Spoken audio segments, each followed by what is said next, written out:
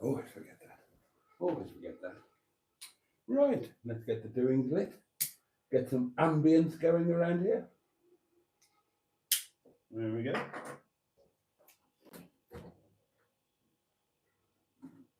I think a beverage would be in order.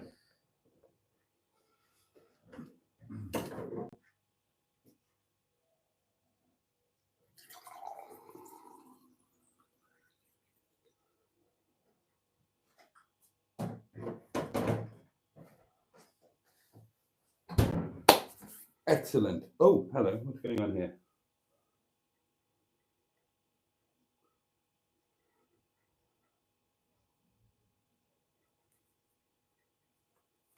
There we are. There we are. Right.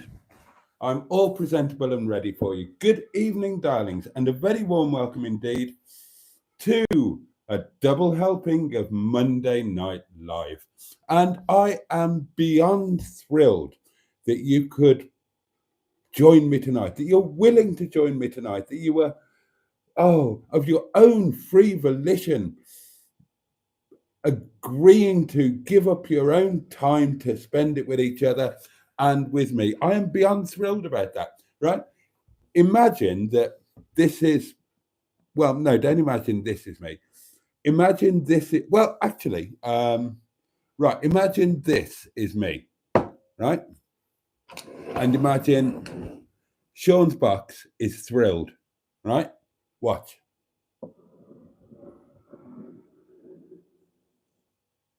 See, I am beyond thrilled. I'm very excited, and I'm looking forward to the next couple of hours when, between us as a community, we are going to wave away Monday and welcome in Tuesday.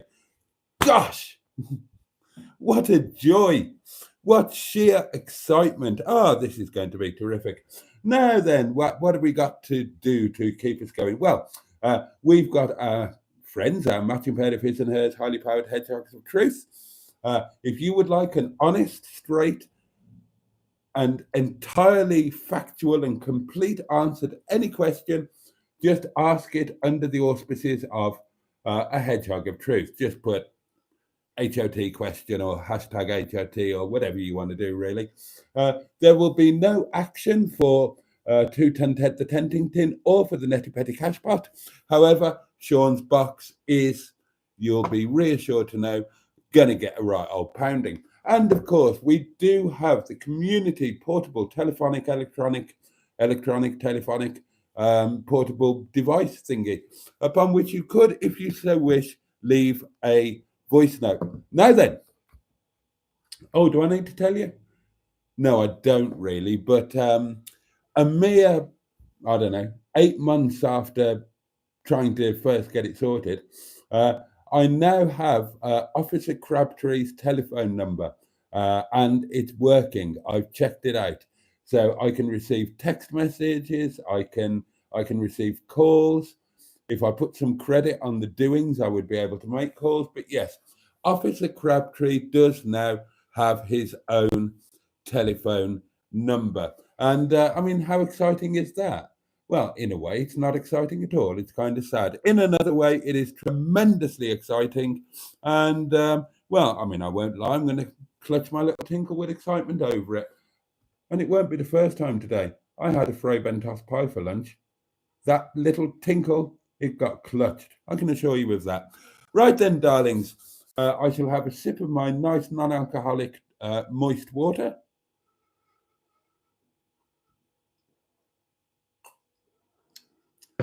Yeah, right.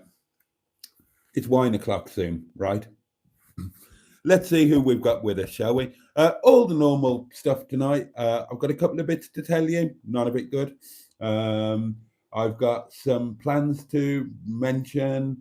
And obviously, we all need to know what you've been eating. I'll give you my food news to spark you off. Breakfast, you will all know, was one slice of lavishly buttered toast.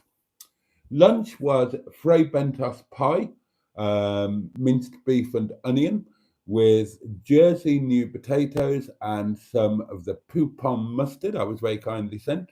and very delicious it is too as well, I can tell you that. And supper tonight will be staff curry. Oh yeah, staff curry. Well, yeah, that's what it's going to be. I've got nowhere else to go with that, really. I don't know why I was even thinking about it. The point is, if you'd let me get a word in edgeways, there'll be an intermission soon. Don't worry. First cab off the rank tonight was our very own Tonic 110. Evening all, first for a change, says he. We are also joined by the lovely Richard Paulie Galtieri, Peter P, Shelley Denise, her brother Shelley the nephew, Steve Colg, the Reverend Plimpton.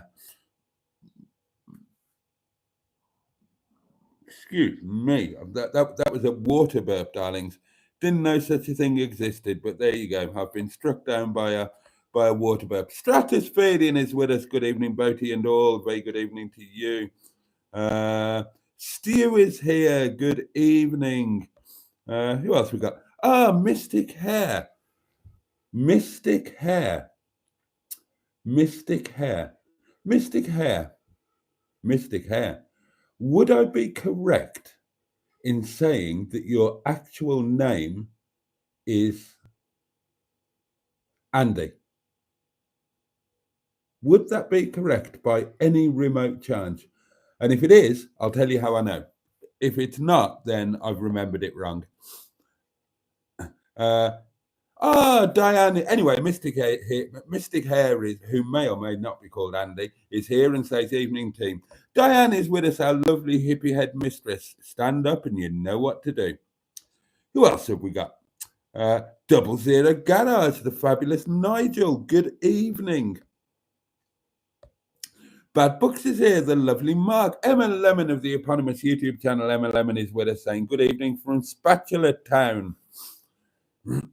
There are kisses and hellos flying around left, right, and centre.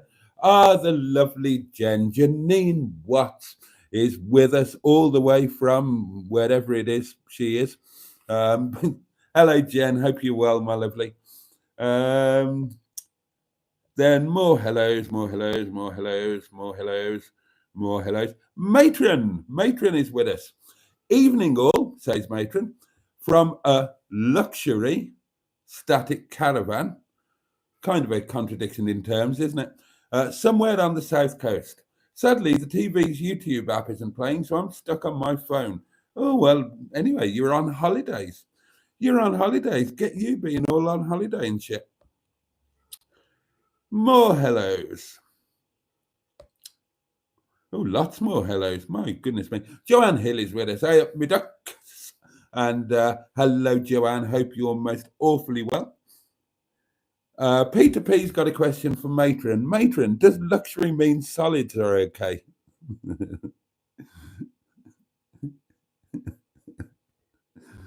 Nettie has a chemical bog where you can pass liquid but never a log. Yes, the rule is there, and you must observe it. A wee is fine, but you must not have a shit. What a great song. I've written some good stuff in my time, but that's up there with anything. Health news. My nose is still to cock, and I don't think it's ever going to be right again. And for some reason, my back has really kicked back in, and my ribs are still agony. And I've got no feeling in these three fingers on my right hand. Other than that, fighting fit, darlings, fighting fit. Oh, and I've got a headache. Otherwise, I am grand. Good evening, Boaty, and everyone, says Andrew Buttygig. A lovely Irish Butty. Then there are many, many more hellos. Hello. Skick is with us. Katie Hopkins cancelled again. Why can't they let people decide what they want to watch? What, she was cancelled, or she cancelled something? And what did she cancel, or who cancelled her from what, if any of that makes sense? Stu had a huge kebab tonight and it's twisted his guts. Mark, Bad Books, is going to Festival of the Unexceptional on Saturday, so he's been cleaning the polo. He's been cleaning the polo. Joanne hopes you've all had a lovely day, so that's very nice, isn't it? Are those flowers plastic? Asks Peter P. No, they're not. They're real. Finston Churchill is with us. Good evening, Jason. Hope you're well, my friend. How are you feeling after that tragic event? Well, broken, bruised, battered, really. And, well, I mean, I'll give you some insurance news. Heard from the insurance company today. I'm going to get shafted. I can't believe it. I cannot believe it. But I'm going to get shafted. I'm going to get lumbered with liability. Unbelievable. Now I've fired off a thing back to them saying that I'm going to report the party claiming I'm liable to action fraud. I'm going to report them to the police. I'm going to sue them on a personal basis for damages. I've also said I'll sue the insurance company for allowing and aiding and abetting the insurance fraud, and all of that. So I'm kicking and screaming, but ultimately I'm going to get shafted. How unbelievable is that? And apparently it's quite standard when it's a head on with no CCTV or dashcam footage. It's one person's word against another, and I don't know, they toss a coin or something. I mean, the fact that their thing doesn't, I mean, I went through it. I fired off an email going through exactly why it's factually impossible, their claim. And so I'm trying to get the police involved to back it up. But the long and short of it is I'm going to get shafted on multiple levels. I'm going to get shafted on injuries. I'm going to get shafted on payout for the car. And I'm going to get shafted just generally because I'm going to be held bloody liable for absolute craziness. Absolute craziness. And I won't let it bloody lie. I really won't let it lie. I'll sue them.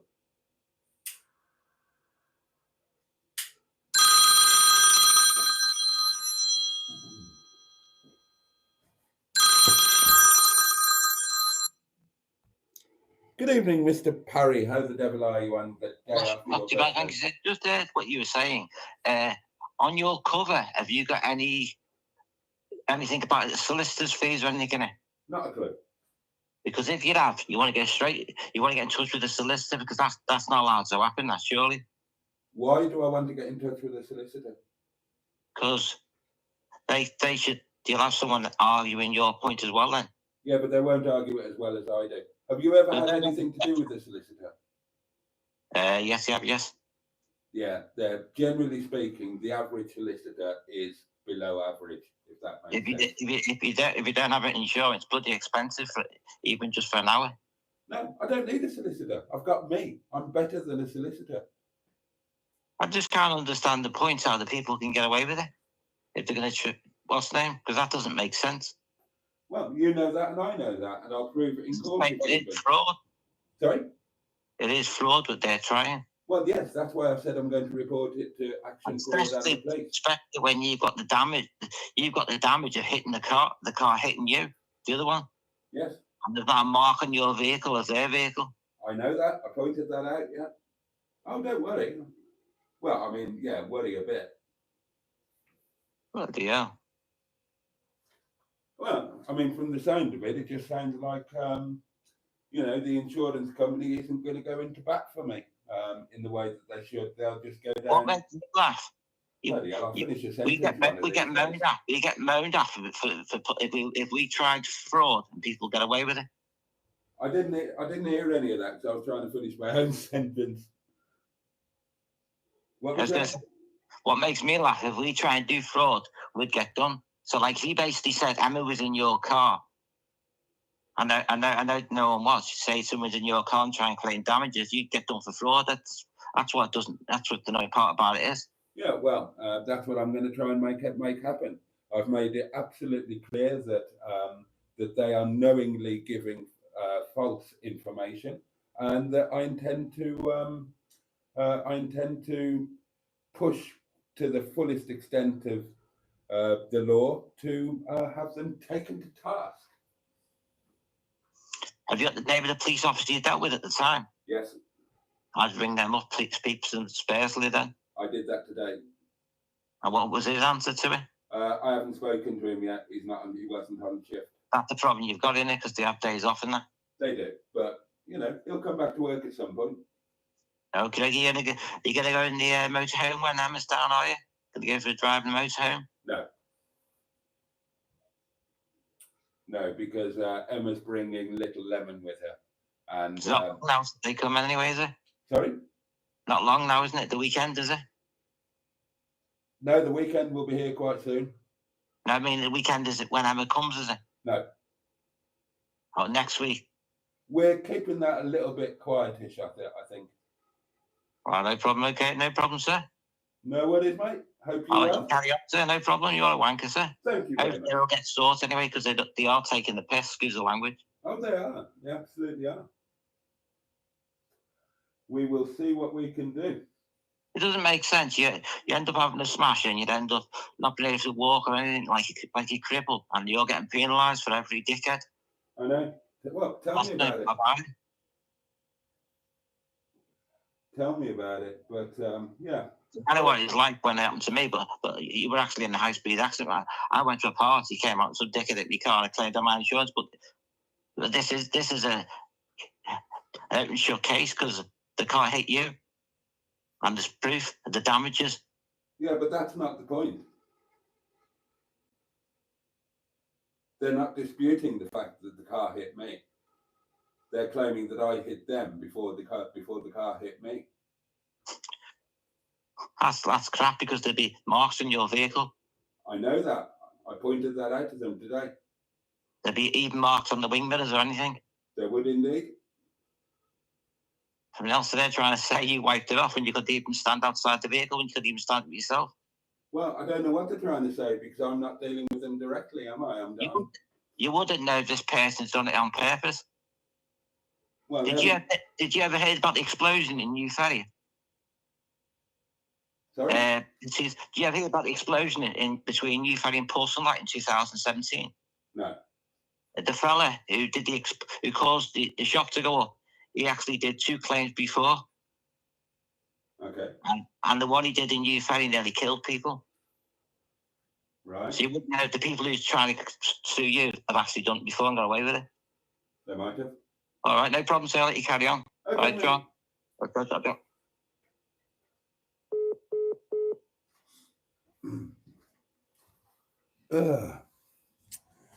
So yeah, that's all a tad annoying, really. Right, where did I get to on the old comment? Somewhere around here, wasn't it? Oh, Joanne hoped we'd all had a lovely day. That was rather nice. That's a posh lighter, says Mystic Hair. It is, isn't it? It is. And I've got another posh lighter, and that's for Officer Crabtree because it kind of matches the interior. Oh, check that out. I've been doing things with Officer Crabtree today. I've not been entirely lazy, although it would take your eyebrows off, yeah. Although I have been kind of relaxing pretty much all day. Not done a great deal. Done some bits. Went to the post office, posted some gloves. This hasn't happened for ages. I got sucked into YouTube today. I went down the rabbit hole.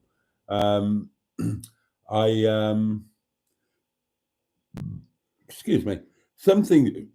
Oh.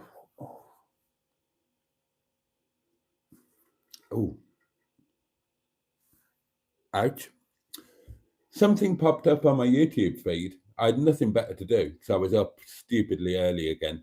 It's just the pain, makes it difficult. And I had nothing better to do, so I watched it. And I thought, but the thing that I watched was a live stream. And some of you were commenting in it or on it. Now, I've never seen this guy before, but I thought, oh, that's quite interesting. And there are there are some points of connection. So I thought I'll have a look into your backstory, me old China, and that was it. I went down a bloody rabbit hole and I watched a load of his old videos. Found it really quite interesting. We've got some food news from Mark Bad Books, who says, shall I do it in his voice? Hey, breakfast was an apple. Dinner was king prawn meal salad. So it was. Tea. You'll have had your tea. Tea was roast chicken with homegrown new potatoes and salad. Oh, that sounds most excellent. Bad Books. And community snap on the old potatoes.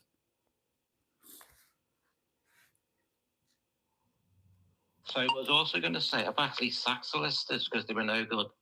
And then I've had an appointment with the manager so we got a better solicitor at the company before now, so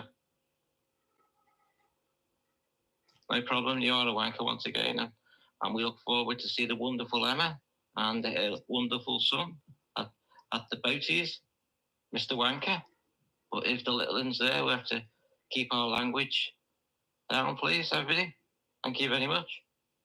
I hope Emma's enjoying the time with the children off and everybody else is. No problem. Thank you very much for doing this, sir. You're a wanker. Not at all, you're most welcome. Emma and Jake won't be here, just to make that clear. Neither will they be on any live streams. But no doubt there will be videos coming out after the events. What was the other thing you said? Oh, yeah, solicitors. Right. Now, this is my take on solicitors. I don't think that there's any such thing as a good solicitor. As far as I'm concerned, every solicitor is a failed barrister, because why would you want to be a solicitor? You wouldn't. You would only settle for being a solicitor if you failed at becoming a barrister. So in my experience, they're all next to useless. And some of them are actually worse than useless. Now, I have not only sacked a solicitor, I've sued one. Not my solicitor, the solicitor dealing with Mrs. Boaty's divorce. And I've told you the story before, he made a howling fuck up of it. This was her first divorce. Her divorce to me was very successful indeed. But, I made it easy, didn't I? Her first one was a right on mess. And the solicitor was bloody useless. So, when we got together, I got involved, didn't I? And when it was finally done, he presented this whopping great bill. And I said, don't pay it. Don't you dare pay it. Refuse to pay it. Let them sue you and I'll take care of it. And Mags she didn't like stuff like that. She was very straight-laced. You pay for this, you pay for that. And then in a very British way, although she was actually Irish, you grumble about it, but you don't actually. But for once in my life, I put my foot down with a firm hand and I said, do not pay that. She didn't actually have the money to pay it. And I refused to give her the money to pay it. I said, it's not getting paid. Let them sue you. And sure enough, the company for whom the solicitor worked did indeed begin the preliminaries of issuing suit. And I replied, well, Maggie replied, but I wrote it, pointing out exactly what we would do should they continue with this suit. And the company decided to immediately desist, and waive the amount. It was it wasn't a massive amount, but it was 5 figures. It was well over 10 grand. And they decided that they wouldn't chase the money, they'd write it off, and the solicitor got sacked. And as I said, the amusing or ironic or unpleasant thing is that they had a kid the same age as our youngest, and we were standing next door to the sacked solicitor in line at parents' evening 2 weeks later. But yeah, I wouldn't trust a solicitor to tie my shoelaces. Now, when it comes to an advocate, when it comes to a barrister, I had one once, and I listened to him in court. We lost, and I thought, "You're pants. I could do better than you." So from then on, all of the legal work for the companies, all of the court cases, I did them myself, and I had a lot more success than that bloody barrister did or any solicitor. So I tend to deal with stuff off my own bat. I dealt with Sainsbury's entirely on my. I did 3 years of law, so I'm not. Obviously that was a million years ago now, but I'm not entirely clueless. But I'm a good advocate, and I can speak well, and I can write well, and I can be convincing. So yeah, I won't be going to any solicitor. Niska is with us and says hello. Da, da, da. Oh, Mandy Jandy, good evening to you. And Mandy asks, will this be every Monday? Well, yes, it will, Mandy, but these happen every night of the week. 7 days a week, 365 days a year. Yes, even Christmas Day, New Year's Eve, we have a community live stream every single night. So, yeah, remember, a Boaty's World live stream is not just for Mondays, it's for every day of the year. Anyway, good evening to any people who are new to the channel and have somehow stumbled across this nonsense and are watching. You are very welcome to the community. Don't feel that you have to lurk. We are not a clique. We are not cliquey. The community will welcome you with open arms. And Matron, who is the owner-operator of the community bosom, she will also welcome you with an open bosom. And that's a sight to be seen, I can tell you that. There's normally a Premier Inn somewhere around when that happens. Freedom of speech, says Skick, must be protected at all times. Well, it's a point of view. How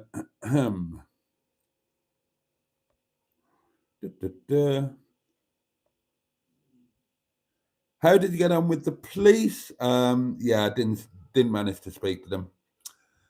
Joanne Hill says, no breakfast today, but a McPlant meal for lunch with mozzarella, she means dinner, and potato waffles with a burger for dinner, she means tea. I'm getting confused now. And a glass of Malbec. Emma had an egg and cheese McMuffin for breakfast today. Burgers and wine, where have you been all my life, says Mystic Hair. Jimmy Mighty Quinn joins us. Greet everybody by name. A very good evening to you. How are you, Jimmy? Hope you're well. Then there are all sorts of hellos flying around. Joanne's freezer needs replenishment. Carl Burton joins us. Very good evening to you. Mike Potter 37 is with us. Hello. Oh, God, yeah. I dread Hubner ever reading. Yeah. I can't imagine. The lovely Ian. Indeed so, Boaty, says Mystic Hair, who I now know is called Andy. And the reason I know that, it's not because he told me. He really didn't in any substantive sense. But yeah, when I was watching this live stream I was telling you about, and he commented on the live stream, the host said, good evening, Andy. I thought, oh, well, you've clearly got a closer relationship with that live stream host than you have with me, because I don't know your first name. But I do now. Who else was on that live stream? JB2 was on it. Jim Bob II, he was on there. Carl Burton saying hello to everybody.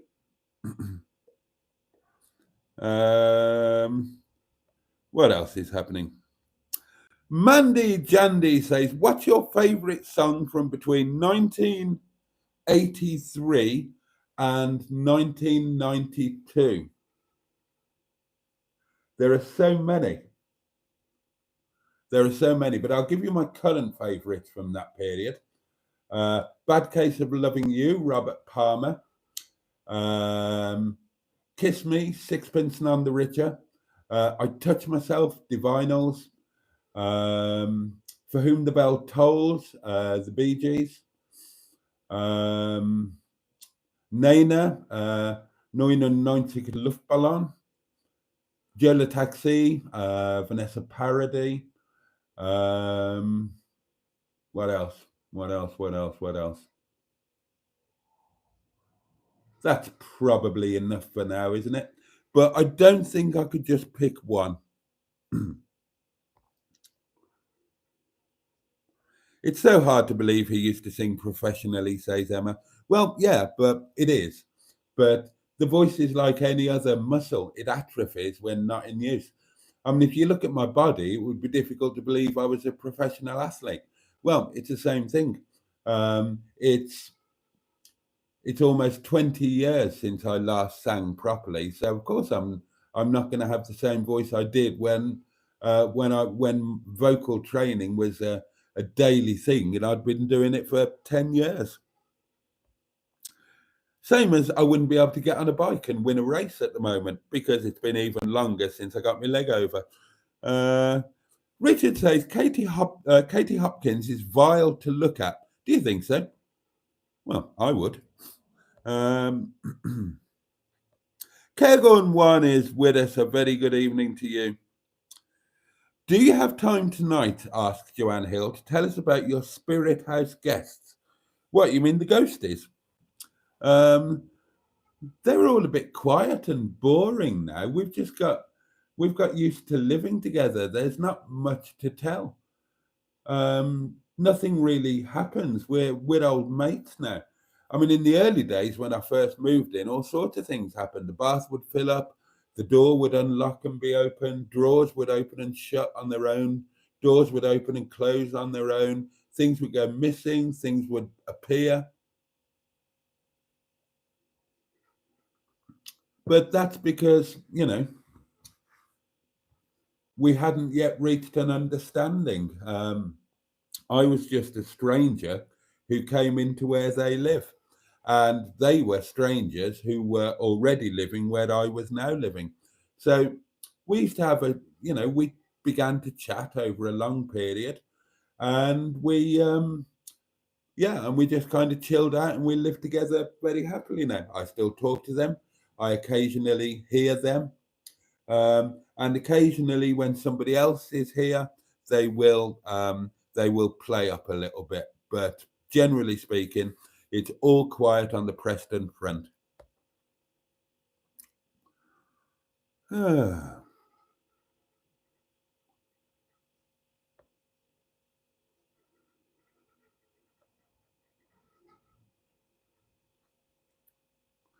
Boaty is a giver, not a taker, says Mystic Hair, Andy.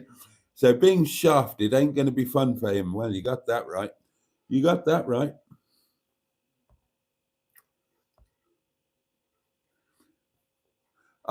And speaking of Andy's, we've got another one, Two String Productions, who I believe has had a birthday very recently. So many happy returns. Hope you had a fabulous day. More hellos flying around. Team Boaty, we're with you. Thank you, Mike Potter. We'll sort the buggers.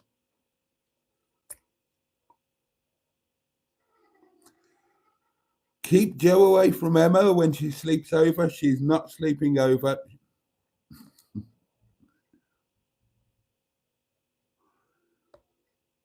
Oh.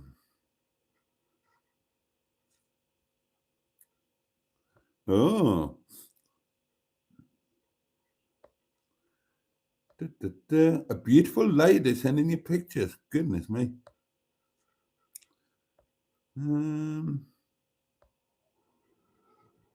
I had a Dunhill. I never had a Sadepon.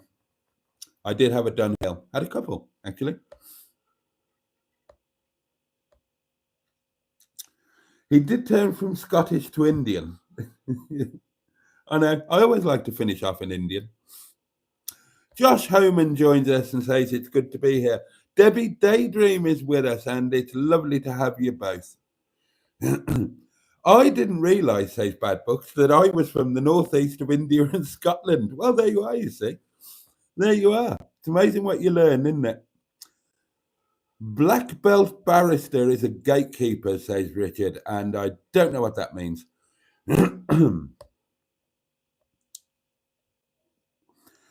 Christopher McCann is with us. Hi, dude, says he, and hi yourself, mate. Great to have you with us. Thank you for being here.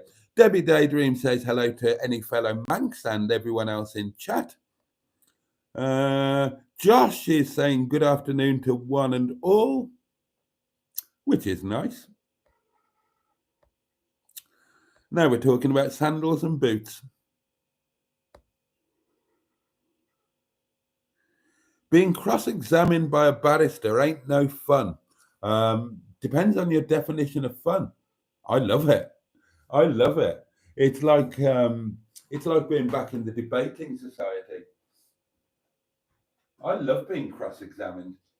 I'm competitive, and it's just another form of putting one man against another, but in terms of intellect and advocacy.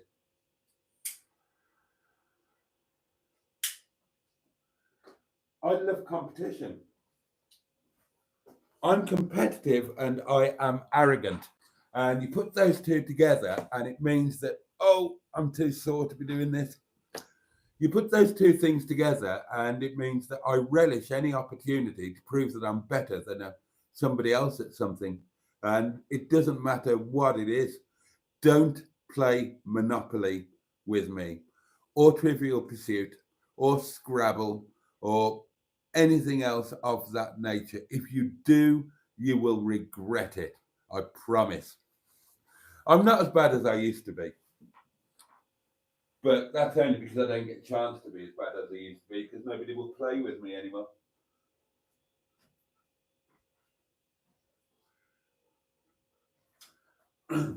And people aren't good sports, are they? Even really, really lovely people are not good sports.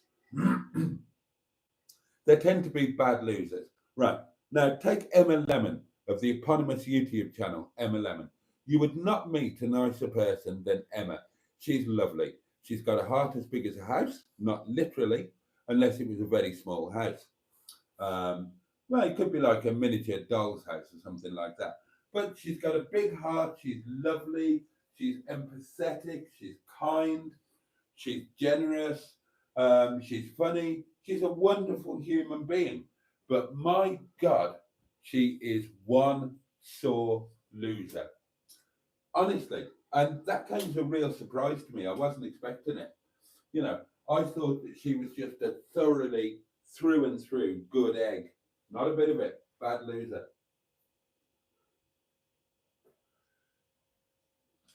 You know, I believe that if you lose at something, then you should be man enough or woman enough to shake their hand and congratulate them on a job well done, and accept that at that time you were beaten by a better person. That's the big thing to do. That's the big road to take. Sadly, Emma didn't do that. Emma didn't do that. Now, admittedly, I trounced her at That's My Pilchard. I mean, it was more of a one-sided beatdown than Usyk against Dubois on Saturday night. It was, and I get it. She was humiliated. So I understand that that's difficult to deal with, but, you know, take it, deal with it, own it. Don't call me a cheat. I mean, that's awful. That's awful. Imagine being the kind of person who, rather than just accept that, hey, somebody beat me or something.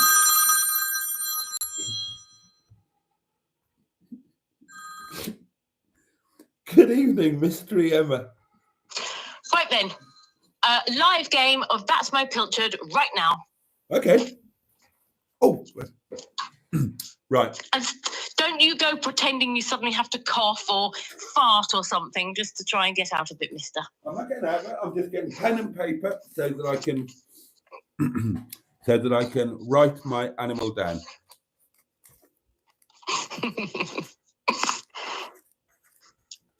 Who's going to come first? Do you mean who's going to guess first or who's going to win? Who's going to guess first?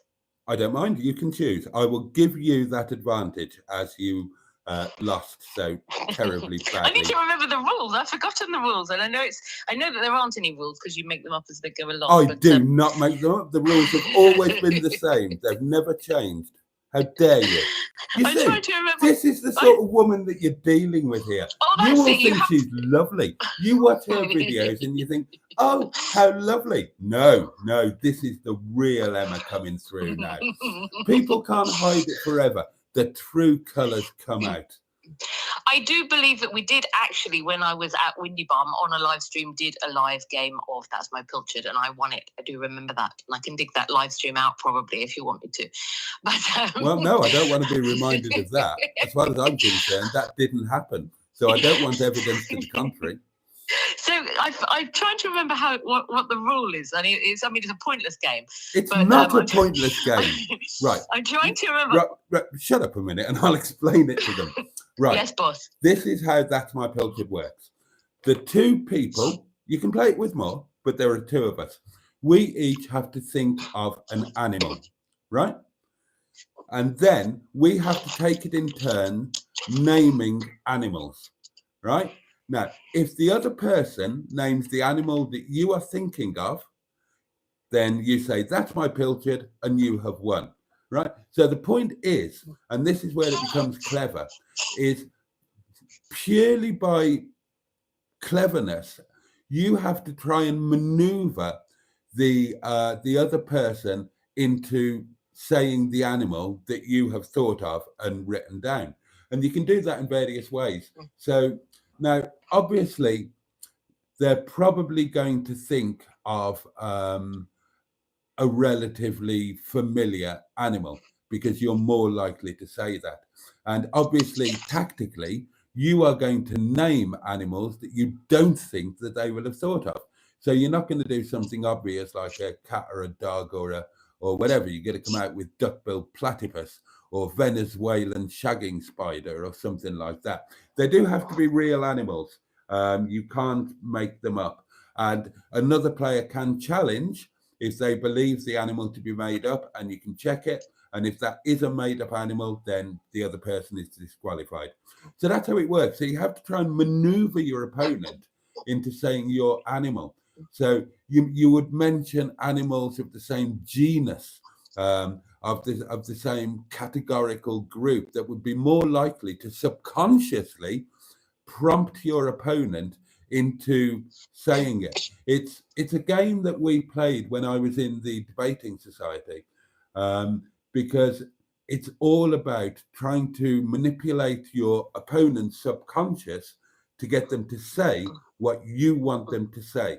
And yeah, okay, this is just a silly game, but it's got a very real premise behind it because it's a tool that you can use in many different walks of life. So there you go. Are you familiar with the rules now? Yes, opponent? but the flaw in this game is that unless you write it down, as we were in Mingebag at the time, we weren't writing it down. You could just say, I could just name an animal, and you could say, "That's my animal. That's my Pilchard," and that's exactly what you did. I said an animal, and you said, "That's my Pilchard." We hadn't even had a chance for you to manipulate me into a different position. Well, that's just because you're crap at the game. You said the wrong animal. No. Yeah. And anyway, so if I said now, there is a rule. You're not allowed to cheat, and that's a very strict rule. So if I were to say you guess first, and whatever animal you said, I could say that's my Pilchard, and I would win. You could if you wanted to cheat, yeah. But then you're only cheating yourself, so you couldn't take any pride because you would know that it was a hollow victory because you cheated. I think if anybody watched that little clip where we were in Minge Bag and we played That's My Pilchard and you won every time on the first guess from me, they would agree with me that you were cheating.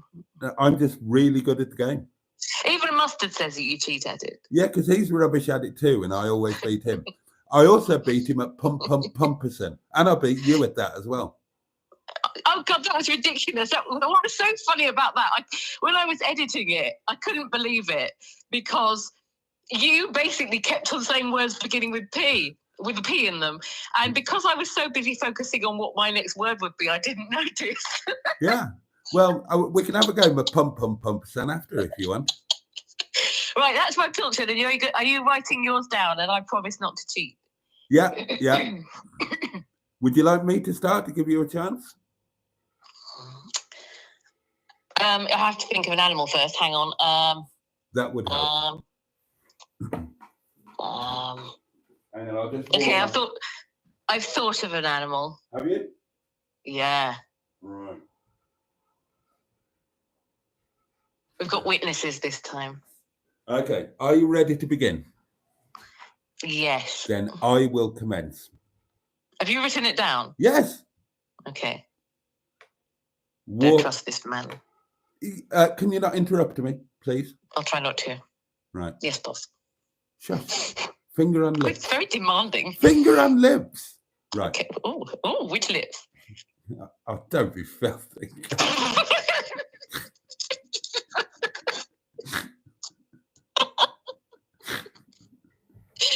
I'll try and behave for you now, sir.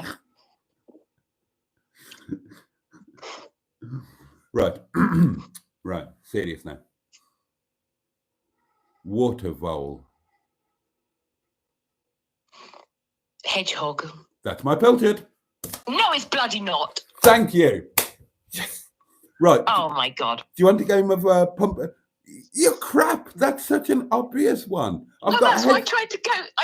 But you said you should try and pick things that are obvious because the person is going to be thinking of something that's far out. And I thought, well, hedgehog is going to be something he's not going to. No, I said exactly the opposite of that.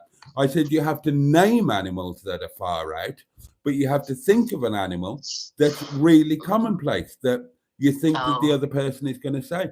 That's why you keep losing at this. You don't even understand the premise of the game. Probably, yeah. Anyway, so there we go. My unbeaten streak goes on. Right. Should we go? If anybody else would like to challenge Boaty through a game of That's My Pilchard, don't forget the phone number is in the chat. You can ring up in a bit and challenge him. Right, let's have a game of Pumperson Okay. while we're at it. Briefly explain the rules. I remember them, but right. You might not in know. Pumperson, we each just have to say any word. It can be any word at all, but it has to be a real word, but it cannot contain the letter P. If your opponent says a word containing the letter P and you say Pumperson, then you are the winner. Okay. Okay. I'm ready when you are. Would you like me to start again? Yes. Lighter. Crane. Flagellation. Cockwomble. Buttocks. Sleigh. Minge. Bag. Vagina. Bollocks. Cock. Snort. Arse hair. Crinkle. Ears. Arm. Nose. Language. Shoulders. Mountain. Eyebrow. Motorhome. Vase. Log. Flowers. Poo. Salt. Wee. Water. Oh, I missed one. You said poo. Damn it. Did I? Yeah. Oh, damn. You didn't say it then, I didn't say it. No, you got away with it. I wonder if anybody in the community, in the chat, picked up on that. I wonder. I'm about an hour behind on the comments. So I don't want to keep you too long. So shall I get off? No, keep going. Keep going. Oh, God. I don't want to bore people. Oh, I don't care about that.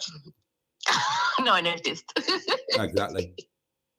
Right, are we doing it again then? Yeah, your turn. Okay. Bin, Shark, willy, table, wobble, chair, cornflake, knitting, wall, sugar, crochet, ladle, craft, fork, groin, knife, loins, wall, leg, olive, foot, oil, toe, kettle, organ, toilet, mighty, deodorant, rice, keyring, momo, salt, China, Africa, new, Belgium, year, France, Christmas, screw, Easter, you, shot. Christmas. I said that. Are you Oh. allowed to repeat? No, you're not. Jesus, God, Christ, angel, flying, Gabriel, monster, America, quills, snot rag, bolognese. tit, What? tit, Oh, tit, breast, boob, bitty, noodle, ramen, special. pum pum pum percent.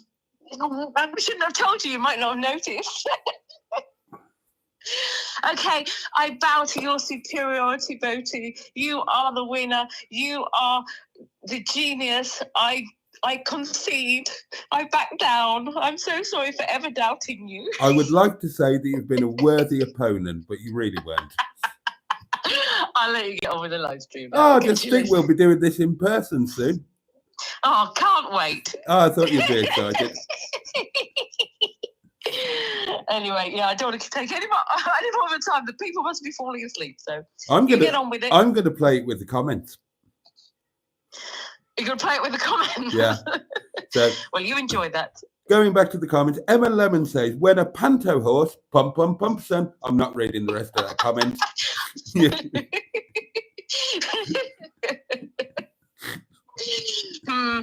Right, I need to let you go because I don't want people getting annoyed with me now. Okay. So You- I'm you- going to buzz off. Yeah, you put your finger back and really go for it. Right.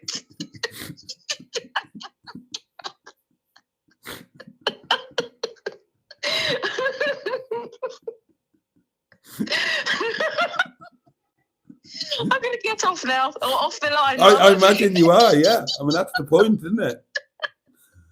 Oh, dear. Just don't forget to send Hubnut a Valentine's card next February. No, I wouldn't do that. He's married. I wouldn't send a married person. He's not married. He got Whatever. he Anyway. got engaged about 10 years ago and he's bloody shuffling around. He's not really my type. I just pretend. He is. He's I'm hoping he will expose me to everybody. He's geeky. He's got shit hair and wears glasses. He's totally your type. A bit, I suppose. I would, it's not completely, completely in the opposite direction, but I wouldn't. He'd do in an emergency, though, wouldn't he?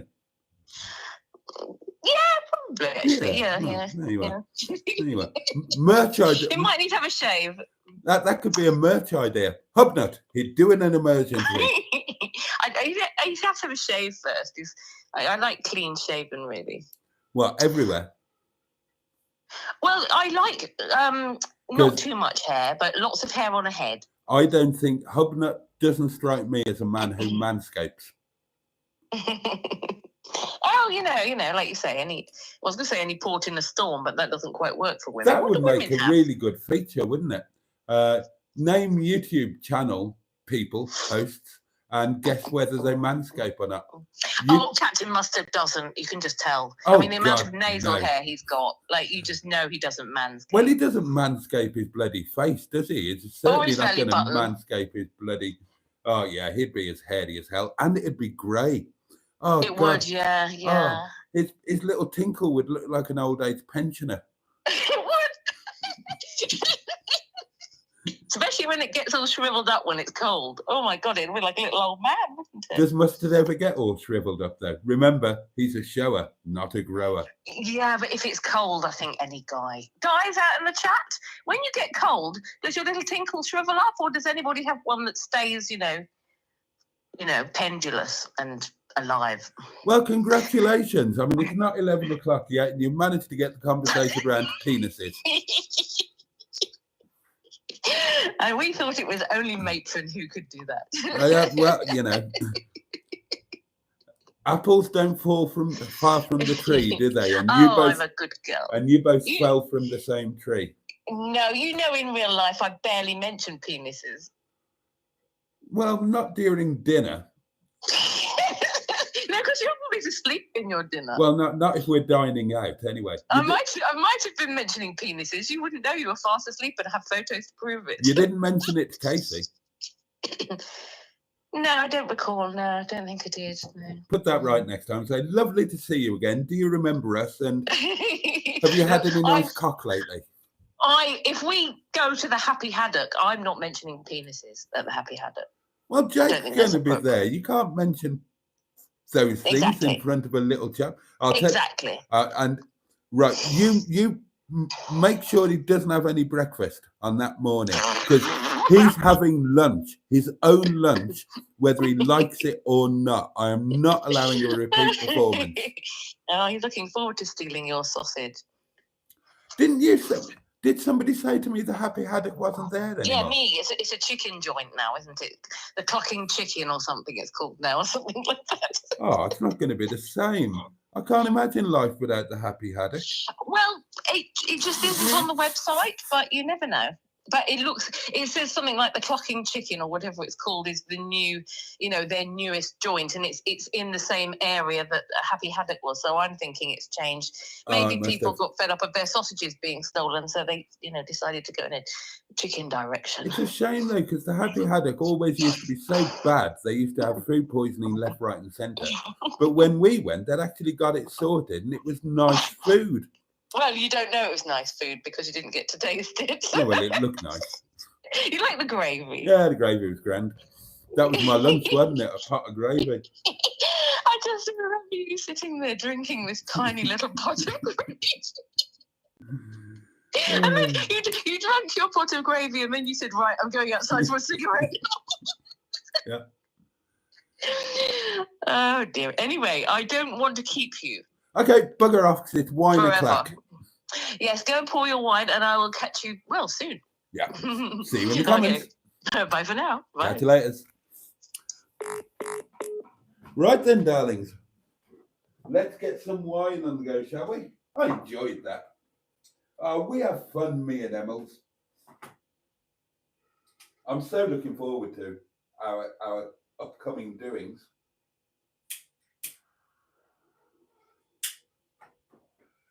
But we can talk about this in the second hour. There might be some doings this week, darlings. I have a little thing. Well, you all know that. I have a little thing semi-planned.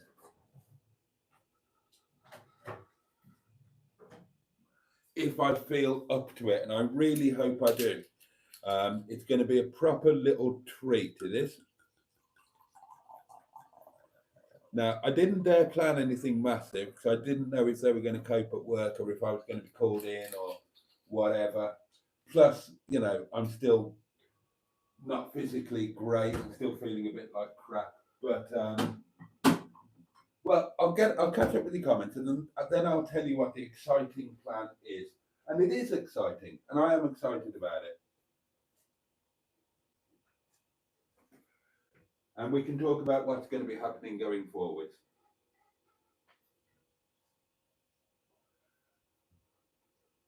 Right then. Time for a goodly slurp of my wine and jumping back into your comments. Have I lost any? Oh, they're starting to fly off. Right then, darlings.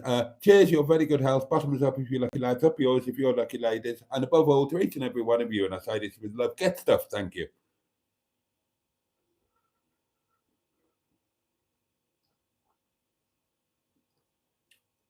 Oh, that's the stuff.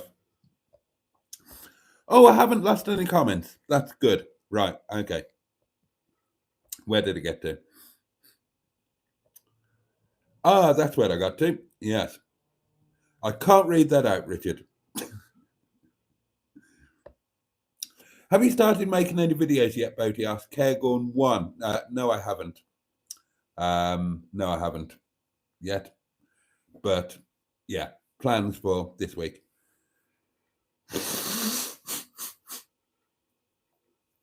Sorry about the constant nose blowing. It's worse for me. My nose is sore.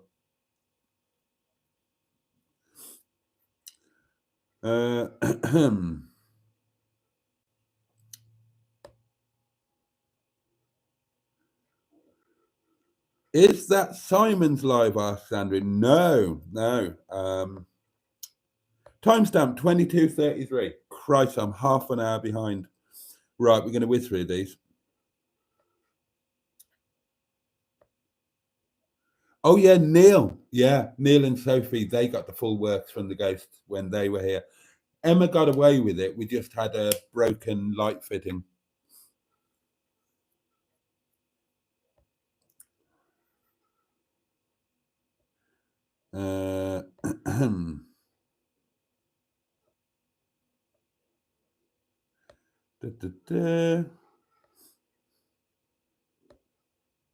Whizzing through.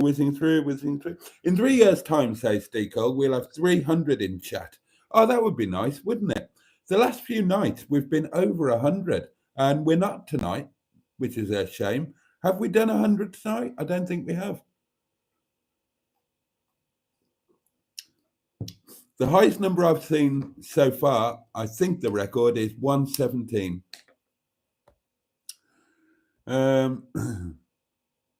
Don't play That's My Pilchard with Boaty either, says Emma. Yeah, because you're going to get taken down. I'm not at all competitive, says Mystic Air. Well, I've made up for it. I've got your competitiveness.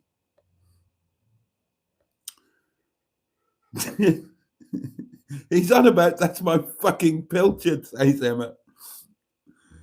Oh, dear. Emma, a sore loser, Boaty talking utter horse, says Mark.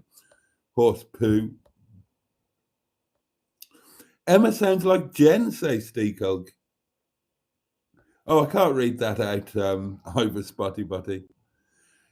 Didn't Boaty say Emma's nickname was Bitter Lemon? Oh, well done. That is brilliant.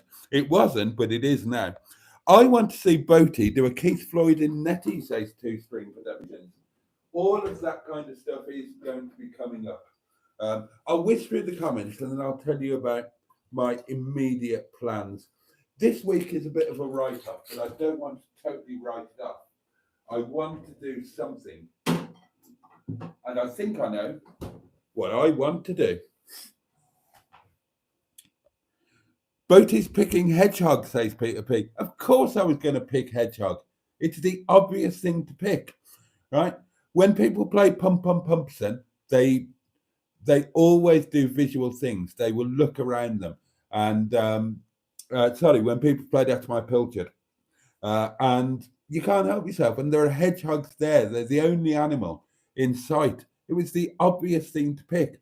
Any well-versed player of That's My Pilchard would have gone for Hedgehog.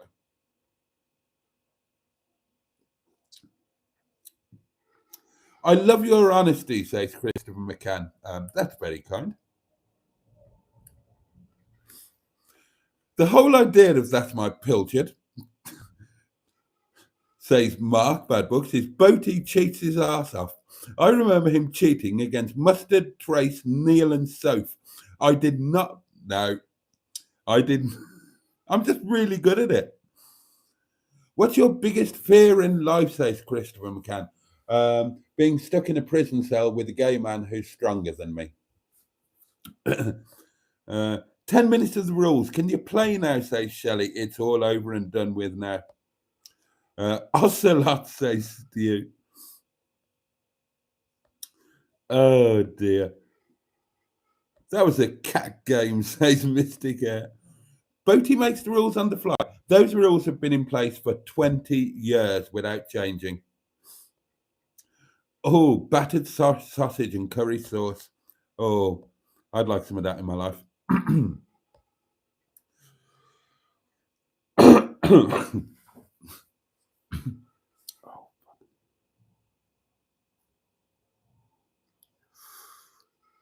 Oh. You can't cough with broken ribs. Oh, fuck. I should have held the cushion. I can't tell you how much that hurts. Jesus Christ. Oh. Sorry, darlings, that honestly, I can't tell you how, but that is nonsensically painful. That's the kind of pain that takes your breath away. And oh my God. You would be amazed at the things I will do to avoid coughing or sneezing. If any of you have had broken ribs, you'll know exactly what I'm talking about. That is a very smug face, says Diane. You don't want to play hangman with Boaty. He's too competitive. Anything. My money's on Emma. Christopher McCann says, you really are quick. Awesome. Hats off. Yep. Quite a few women have said that to me.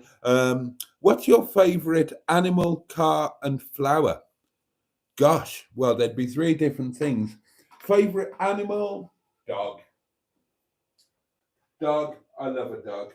I do love a dog. I do. I love a dog. Favourite flower?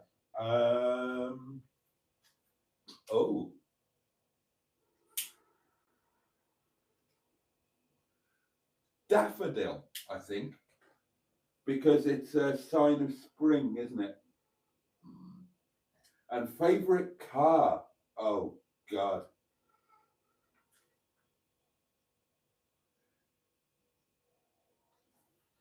That one is difficult, but favourite car? Bristol Beaufighter.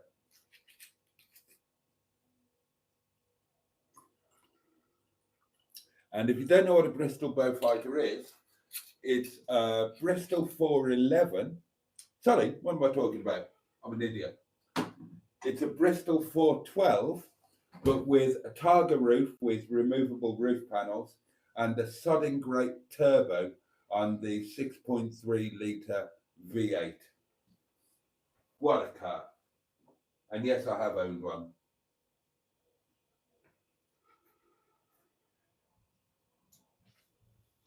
I wish I had all my old photos. There are photos of me with my Beaufighter. I'd love to still have them. Matron's broken and is laughing her bottom off, but put your finger back. Hubnut survives the winter by burning his Valentine's cards, says Steve Culg. Don't forget that Mustard is the camp damp Jesus. Well, he certainly is. He certainly is. If you like pina colada. Penises at the Happy Haddock. Great film, says Matron. It's not going to be the same without the Happy Haddock. It's just not going to be the same. At least as long as the chairlift is there, it will still be magical. It'll still be magical.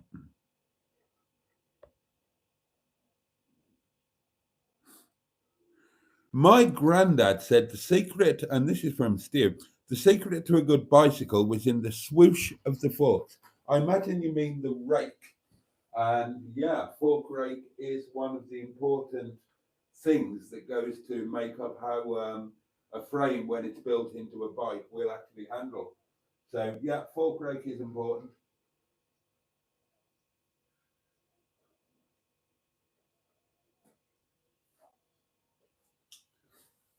So your granddad wasn't daft.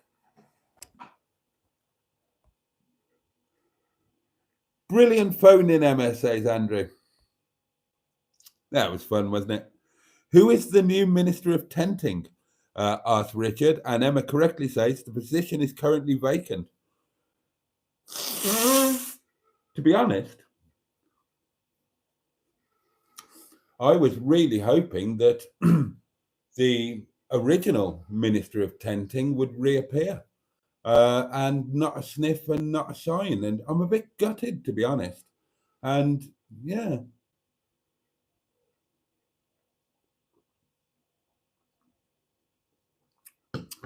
I mean, I'd like to.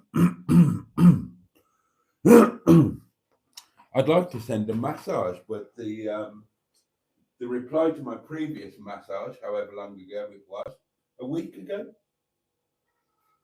Yeah, a week ago.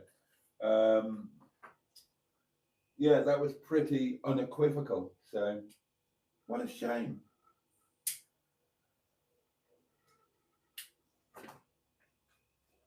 What a shame. I really liked it. Oh, well, hey ho, what can you do?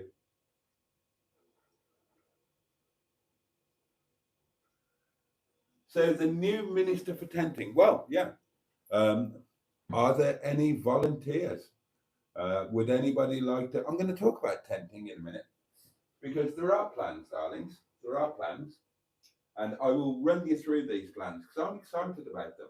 I'm excited about life going forward. Or at least I'm trying to be.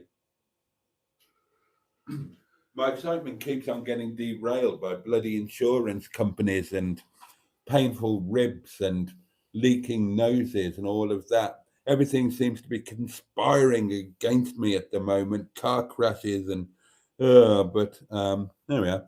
Good luck, Boaty, trying to get through these comments. I shall ignore them. That's the way to get through them. We'll, it'll be good practice for when this channel becomes popular. Oh, if you were wondering, the rabbit hole I went down today and the live stream that I watched and the channel I've been watching is called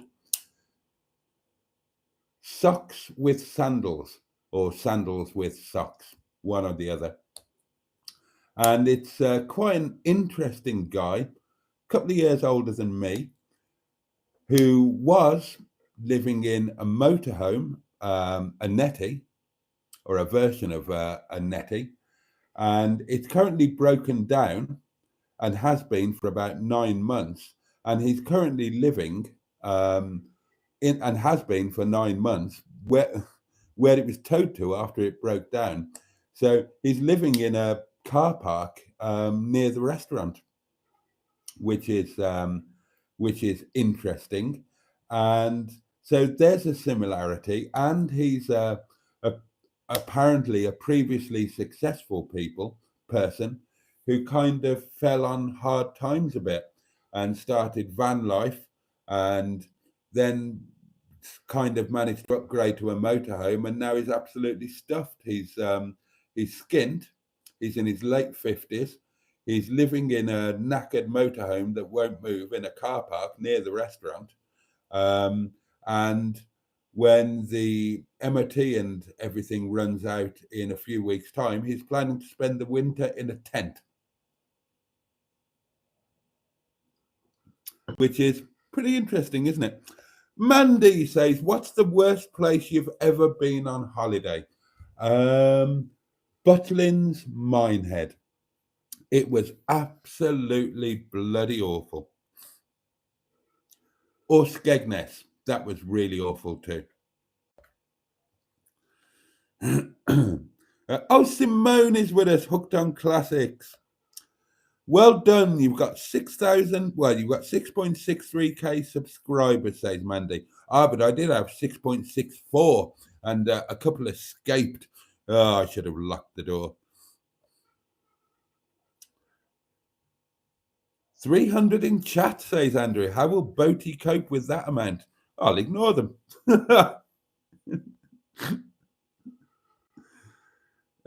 No box pounding from me today, can't be asked, says Simone. Well, that's all right. The box has had a couple of double poundings recently, hasn't it? So we're okay. Jimmy Quinn urges everybody to hit the like button, and that would be very much appreciated. Mandy says, Boaty, who is your favorite YouTuber? Good question. Well, that kind of changes as well. Who is my favorite YouTuber?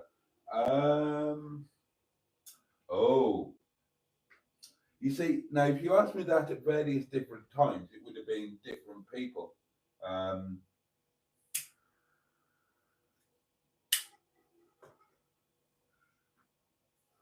There was a time when Mustard was my favorite YouTuber. Who else?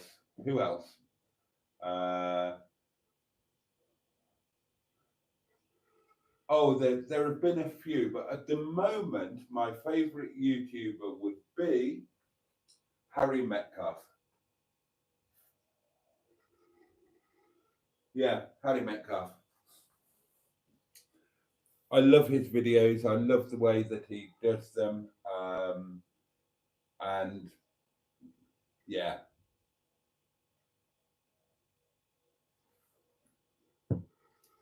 I think he's got I think he's got a great channel. It particularly appeals to me because he owns and drives the cars that I used to own and drive. And he visits the places that I used to visit, you know, before I had the terrible misfortune to be taken poor. But yeah, I think Harry's Garage, I think, is a super channel. And yeah, his videos are videos that I can watch over and over again and still enjoy them.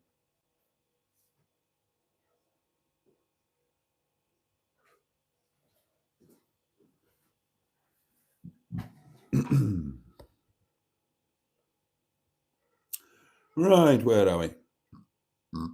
Oh, excuse me. Where's your chest cushion? It's in the parlour. It's in the parlour. Simone had fractured ribs after being attacked in 2012. Yeah, it's no fun. Emma would like it to be known that she has 2 chest cushions, and well, yes, indeed. The Knacker Man called for Boaty. Yeah, exactly.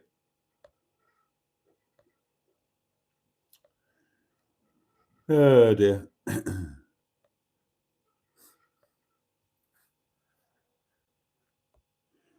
Richard says, I can't understand what Boaty said to upset Melanie. Well, that's the thing. I don't know either.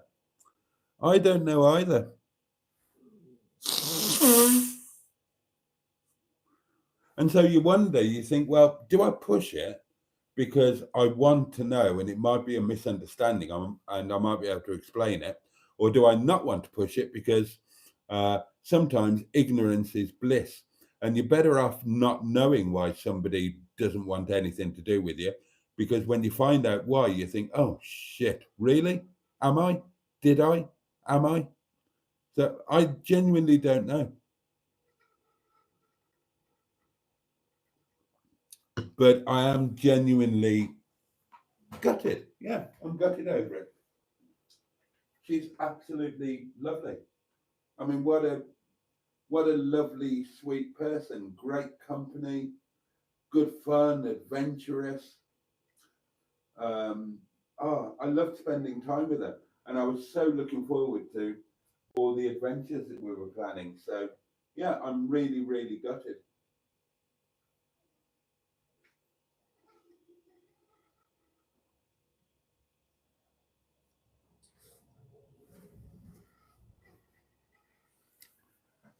Not often you hear me say that, is it? Oh, right. We're talking about things that you can't watch. There are certain films that will always make me cry. I haven't watched films for a long, long time, but yeah, there used to be films that would always make me cry. Oh, what's that? Oh, it's where I wrote hedgehog on my receipt, isn't it? There we are. Mustard joins us and left us a voice note. What a good chap.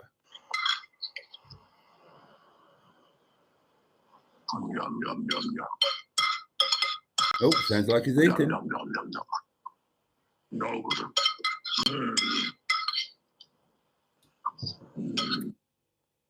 Lovely. Thank you, Mustard.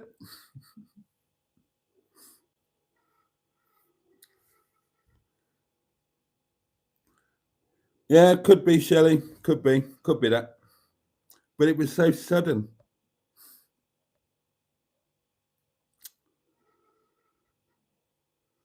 Yeah, that could well be it, Kergorn. That could well be it. Hedgehog of Truth question. Worst car you've ever had? The worst car I've ever had was, what was it called? An FSO 125P, registration B352 Oscar Hotel Papa. I can even remember the registration. It was my second car, the second car I ever owned, and it had a great heater. Other than that, it was utterly shit. It was like a version of the Lada Riva, basically, which all of those derivatives, they were all versions of the Fiat something or other, and the design or tooling or whatever was sold to the Eastern Bloc, and various Eastern Bloc countries came out with their own versions.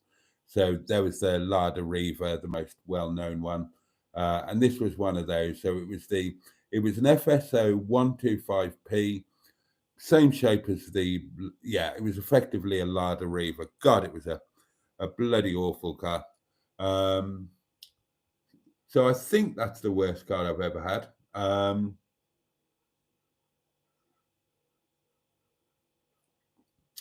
I'm trying to think if there's a car that I've had that was supposed to be amazing, but okay, right. A possible alternative, thinking about it, an original Porsche 911 Turbo. I mean, it's not a worse car than the FSO 125P. Not really, not substantively, but it's a worse car than it should have been. So the original 911 Turbo had a 4-speed box because they introduced the turbo before they had a gearbox that could cope with the turbo's power, before they had a 5-speed that could cope with the power. So they had to bang a 4-speed box in it. And the 911 was just, going back historically, the 911 was an arse of a car. I mean, let's not forget that it was developed. It was developed from the VW Beetle. It was a Nazi propaganda idea, so that's not great heritage for a car, is it? Volkswagen. The people's car. And yeah, I mean, okay, the Beetle was the original Volkswagen, the original people's car. 911 cut from the same cloth. Air-cooled, rear-engined. And the 911 Turbo was just, it tried to kill you at every possible opportunity. I mean, all right, in the right hands and in a straight line, it was a fast car, a very fast car. Nobody can argue with that. However, it was flawed in so many ways. I don't know if you've ever driven, I don't know what 911s are like now, obviously, but 911s back in the day, the 80s 911,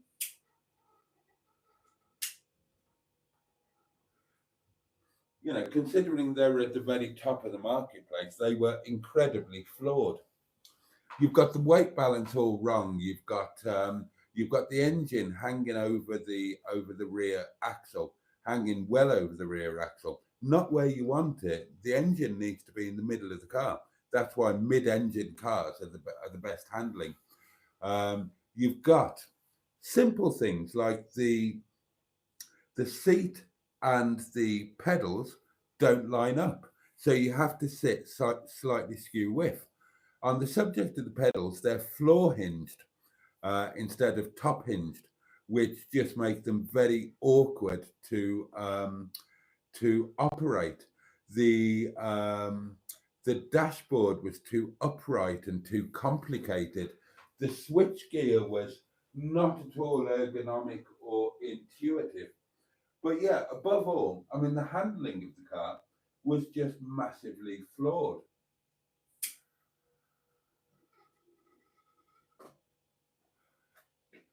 And it would genuinely try to kill you whenever it could.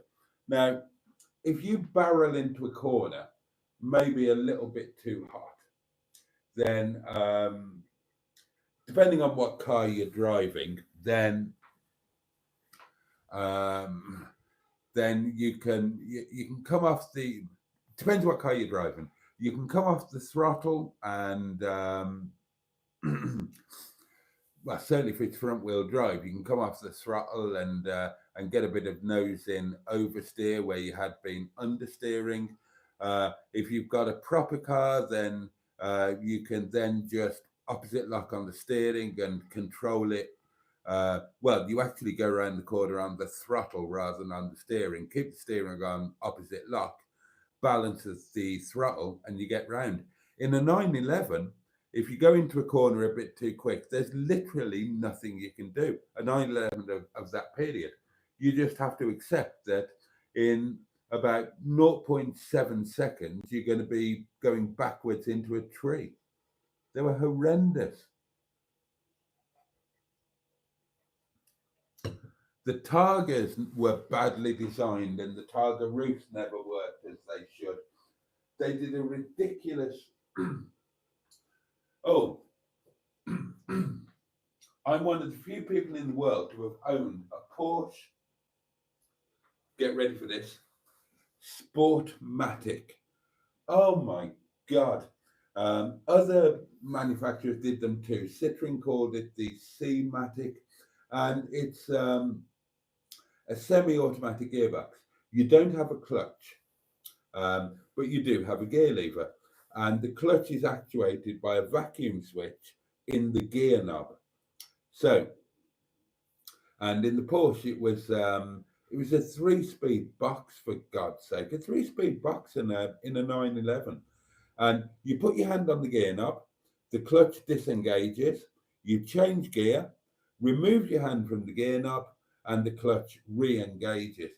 Daft idea, absolutely daft idea, because I mean, for a start, well, I mean, don't get me started on the idea of an automatic gearbox in a performance car of that nature. But how many of you, be honest, how many of you rest your hand on the gear lever as a matter of habit? Imagine if every time you did that, the clutch disengaged and the engine started screaming.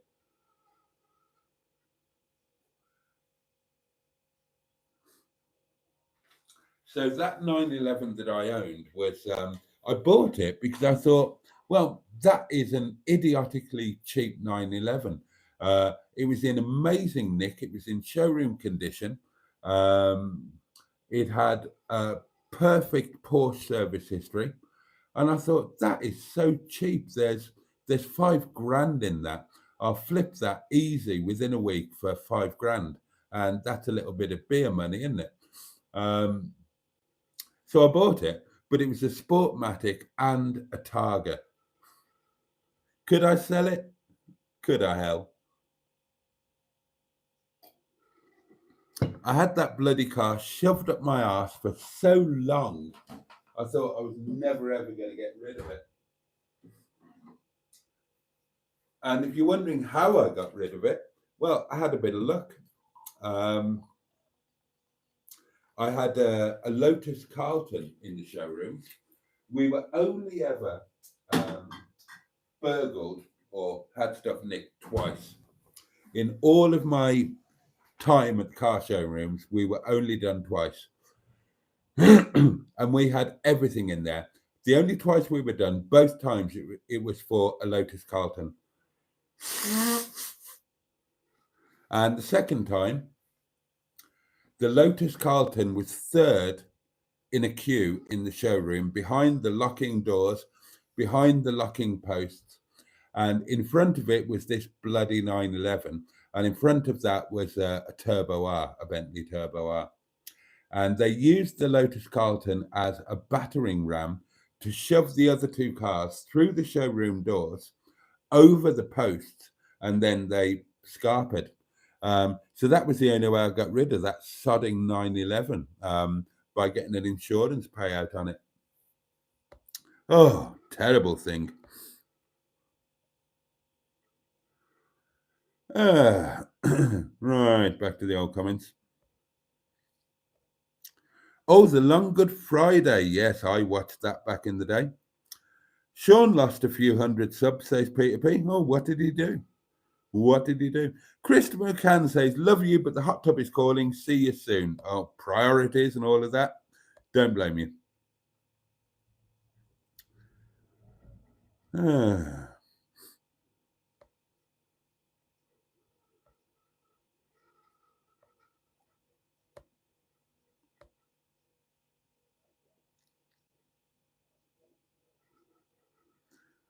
Just flipping through the comments. Alan Simpson, good evening to you.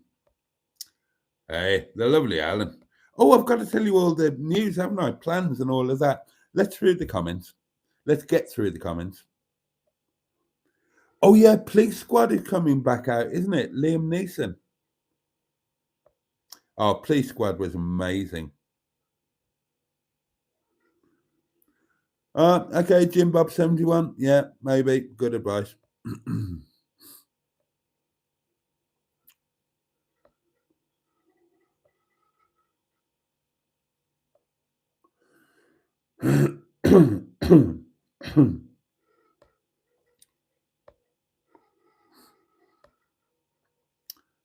How are you doing, you gay chap, says Christopher Lucas. I'm okay. I'm surviving just about. Thank you. How are you?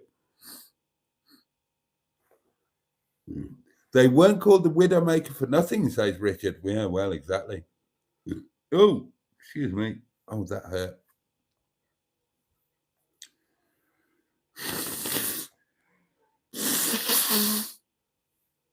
Sorry, darlings. I know it's repulsive, but there really is no other option. How are we doing time-wise? Oh, we're doing okay. I've got time to tell you about my plans.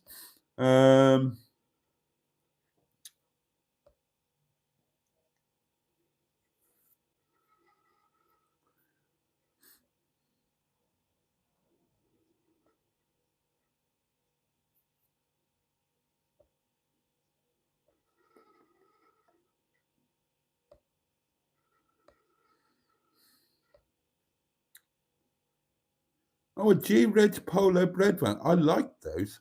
I like those. Simone is feeling sleepy and says night all.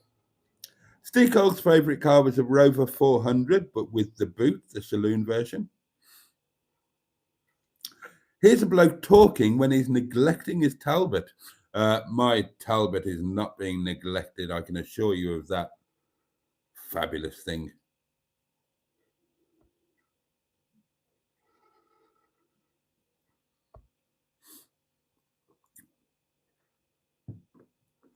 I love my car, says Jen. Audi Q8 Sports Black Edition. Automatic, but can change to manual. Whoop. Worst thing I drove, says Alan Simpson, was a Honda Hybrid. Right.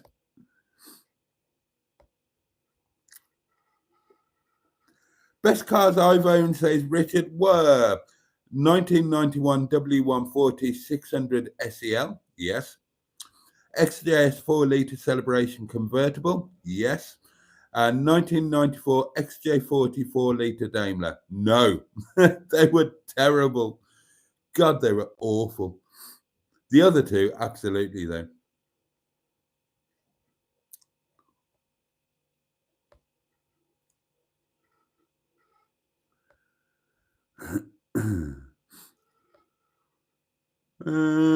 Right, whiz through.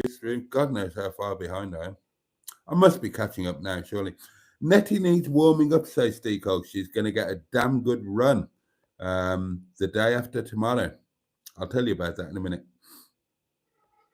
Oh, I've caught up. I have caught up. Oh, happy days. Right, excellent. So I can tell you about plans then. Okay, so this week has been another write-off of a week because, you know, I'm still broken and this and that and work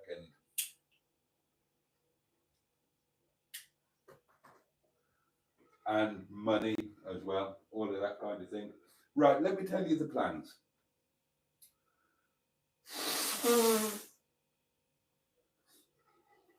I need a netty night. I really need a netty night. I miss netty. It's been a few weeks since I've been away in netty, and I need a netty night. I'm not physically up to a netty night really, but I can always sleep downstairs. I don't think I'm capable of getting into the pottering pod, but I can always sleep downstairs. So I need that. I need it to be on a site because I need electric hookup. The last 2 or 3 times I was away in netty, I was wild camping off grid. So I didn't have posh netty. I had basic netty, and I want posh netty back, at least now and then. So I went on to the Camping and Caravan Motorhome Club website, well, app, and I looked at sites that were a little bit cheaper. The first one I found was Hebden Bridge, and I thought, brilliant. I'll have 2 nights at Hebden Bridge, tie it in with Mustard, hang out with Mustard, do some yard time, all of this, that, and the other. But then eventually I remembered that Mustard's going on holiday, so that wouldn't work. So I kind of went back to the drawing board, and I was just looking for cheap sites because I'm a bit skint. But I do want this week. I just want. It's not going to be anything massive this week because I need rest. I need to recover. I need to repair myself. I'm a bit skint. Surprise, surprise. And all of that shenanigans. But I did want to try and do something. So I was looking for cheap sites and I found two caravan and motorhome club sites. And they are relatively, compared to other sites, cheap. And they are both in, get ready, Anglesey. Now, I've been to Anglesey, but I've only ever driven through it. We used to drive through it to get to ferry, to get to Ireland, to see the mammy, my mother-in-law, my wife's family, all of that. I've never spent time in Anglesey.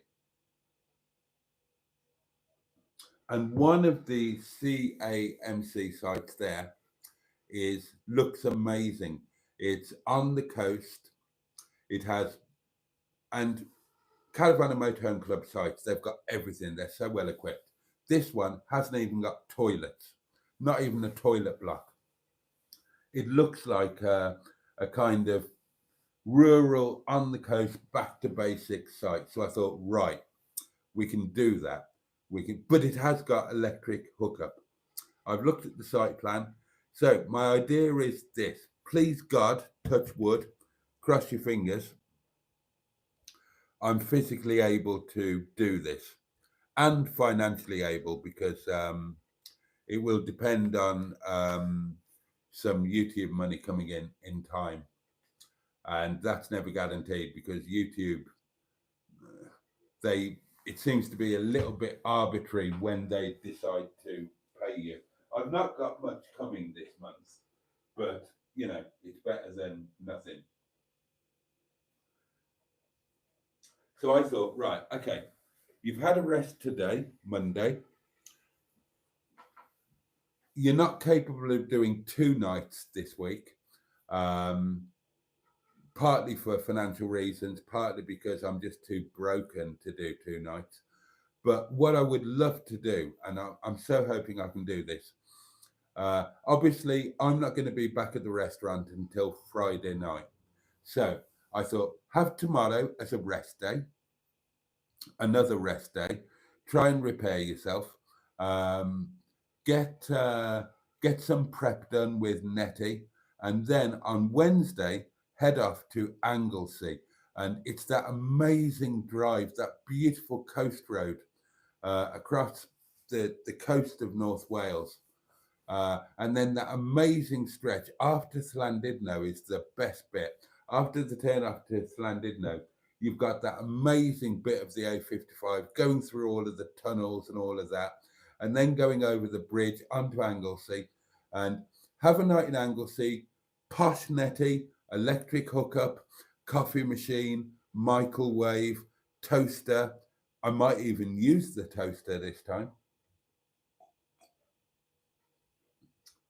Because there are no facilities, it's ever so cheap. It's less than 20 quid for the night, which is half the normal price of a caravan and motorhome club site. I'll have this amazing road trip, and I can come back on Thursday. I'll just have the one night there, but come back on Thursday, but I don't have to rush because I haven't got to get to work on Thursday night. So I can meander down the North Wales coast. I can take my time. I can stop for a leisurely lunch. I don't have to rush. And I can just, soak up that amazing road and that amazing scenery. I really, really fancy that. And go back to the pre-wild camping Nettie, the posh Nettie. I so fancy that. I really do. So go on Wednesday, back on Thursday. I really fancy that. Time in Anglesey, have a walk along the, get to see a bit of Anglesey. I don't know it at all. I've only driven through it to Holyhead. The site looks beautiful, and just do it old school, live stream, wandering around, Nettie or posh, lovely road trip, Chinese chicken curry for supper, obviously, maybe a sausage and bacon sandwich for breakfast in the morning.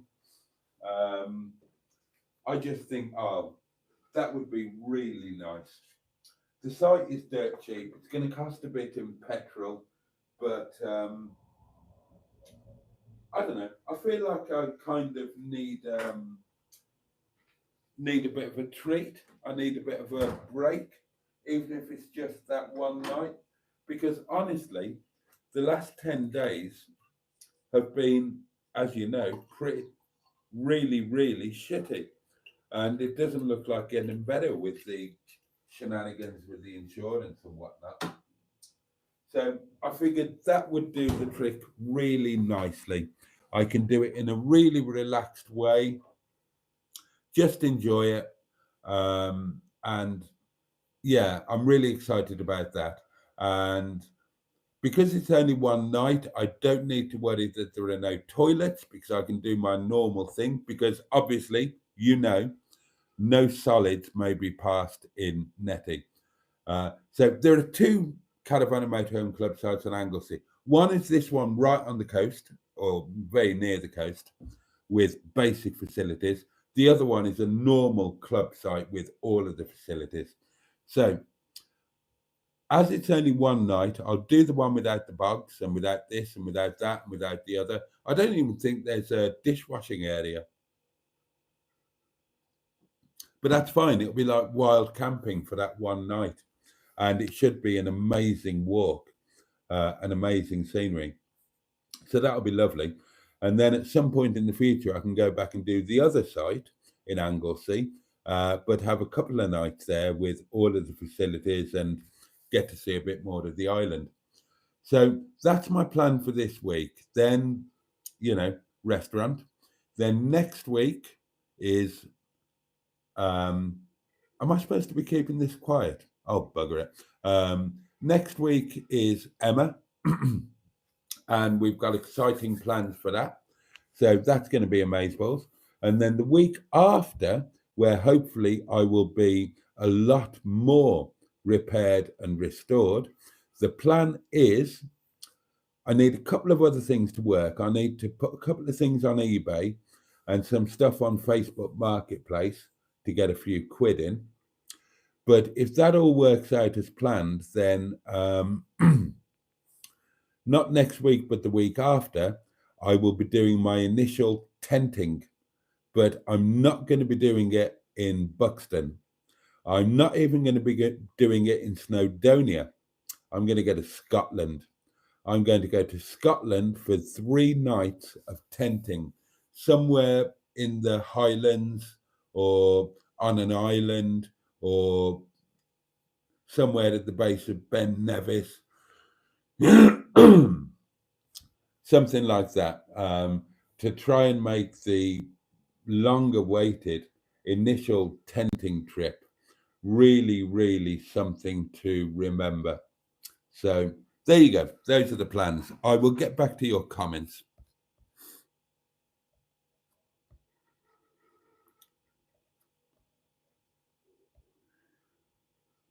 God, I'm knackered now.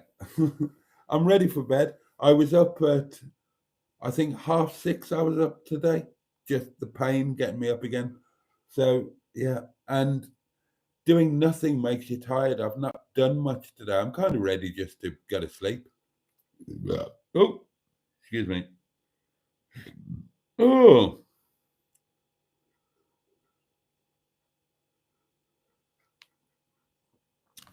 Oh, excuse me. Right. Everybody's saying goodbye to mustard.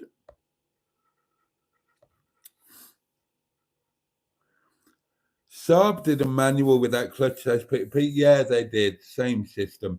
I'm trying to remember who did it. Porsche did it, Sportmatic. Citroen did it, C-Matic. It was on the CX. Yeah, I remember Saab doing it. I think 1 or 2 other companies might have as well, but I can't remember now.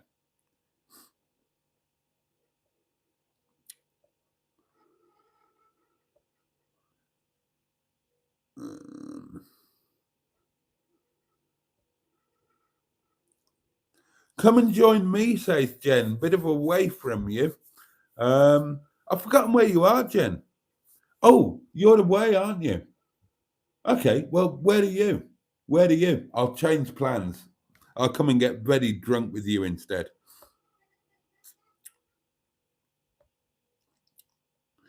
It'll do you good to get out in Netty, says Richard. Yeah, I agree. Oh, yes, says Emma. A meetup with Jen would be a fun trip. Well, where is she?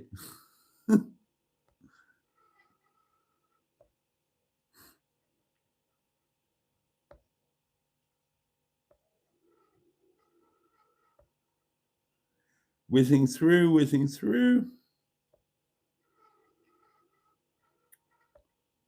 Emma's offering to train Jen up prior to meeting me.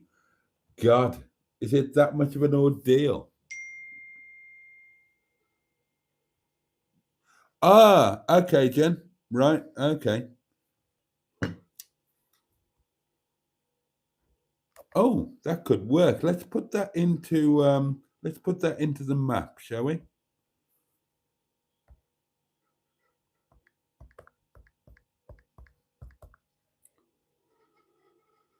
Yeah, I thought it was in that county. How far away is it? Oh, 121 miles. So not that much different to Anglesey, possibly a bit closer. What's the route? Straight down the M1.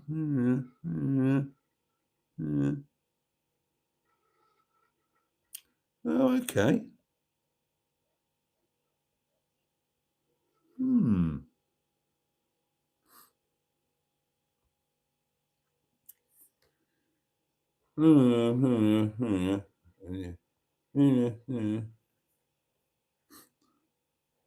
Oh, there might be a Chinese takeaway. Oh God, I'm going to have to cough.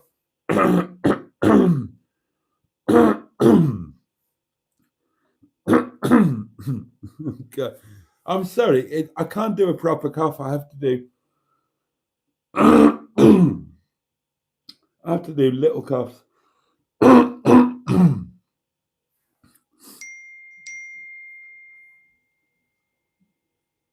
Ah. Oh, God. Excuse me.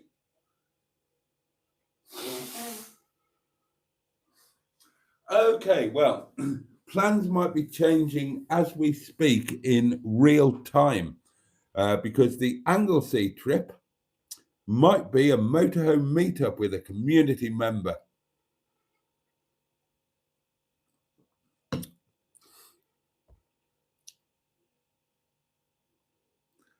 The journey wouldn't be as... Oh, what about that bit of the journey? Where do we go?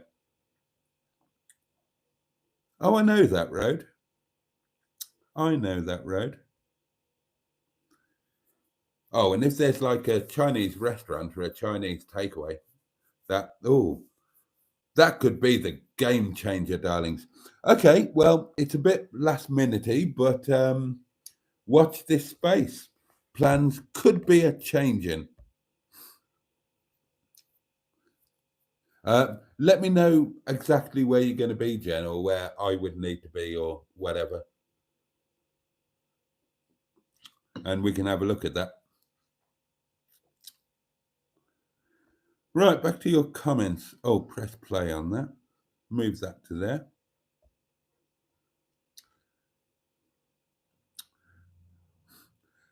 Caregun1 says, Nettie ain't got power steering. Well, allow me to correct you. Nettie does have power steering. Nettie didn't leave the factory with power steering, but she has electric power steering, aftermarket fitted. Oh God, the Edsel. Oh yeah, that was a horror story. A good sense of humor is essential, Jen. Yeah, you wouldn't survive without that. I have a toaster in Molly, says Jen. I think I've used it once. I've got a beautiful toaster. I've got a lovely Dualit toaster in Nettie, and I've never used it. And that might be the joke. You've beaten Boaty, says Emma. I don't think he's used his Dualit yet. I haven't. And that might have to be the joke. It might have to remain unused because I was planning for my Anglesey breakfast a sausage sandwich or a sausage bun, roll, cob thing, maybe with bacon. And that wouldn't involve the toaster. But there may be a change of plan. So Boaty's making us mad. Go camping. It's not my fault. It really isn't my fault. But yeah, that is the current plan. So next week is booked. The week after, camping in Scotland is the plan in Officer Crabtree. And I'm just going to, if I'm able to, if I have the health and I have the money for fuel and site fees, I'm just going to do it because it's been ridiculous. I agree, it's been ridiculous. And, you know, the year is already ticking away. We're already way past the solstice. We're almost in bloody August. And the year is just disappearing. So, yeah, I need to get it done. Like Emma, says Diane, I would like a motorhome. Love the idea of just heading off somewhere. I would recommend them. But do you have a toast rack, Jen? Asked Peter P. And no point, she says. Oh, no point to a toast rack. Saying that here with this community, Nettie has a toast rack. Oh, yes. It's been used about as often as the toaster.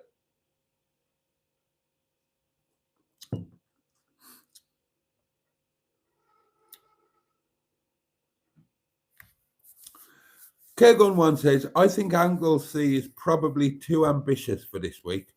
Fair play to him if he does it, though. I was hoping to, but as I say, plans may have changed. Go to Shetland, Boaty. Oh, that might be a bit. Yeah, that might be a bit. Oh, Boaty, that's ambitious, says Mystic Hair. What are we talking about now? Scotland or... Oh, Steve S. Paul is with us. Good evening to you.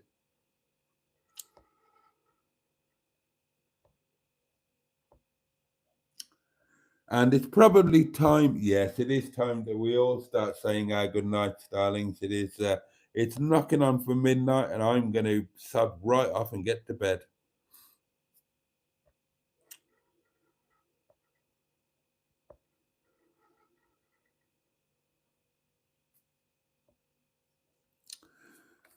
Jim Bob 71 says, what about Jen as the new minister for tenting? Well, I don't know if Jen does tenting. We know she does posh motorhoming with the lovely Molly.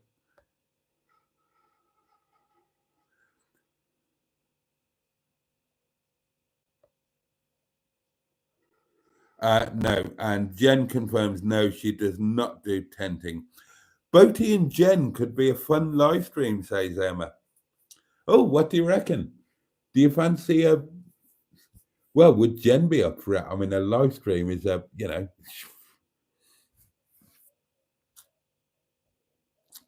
Oh, harsh. Neither does Boaty, Jen, says Mystic Air. I haven't done tenting, but I've tried to. I have tried to. Shelley says, can Nettie handle long journeys? Yeah, without a problem. Without a problem. She just has to take her time. She's not very quick.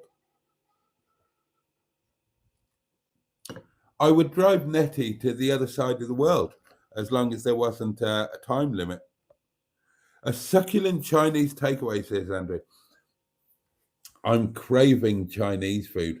I'm craving a Chinese takeaway or a Chinese restaurant. Now, I know I do my own, but yeah, I would. Oh, I loved that one that I had in... Where was that CL that we did? New Mills, Marina, the Marina.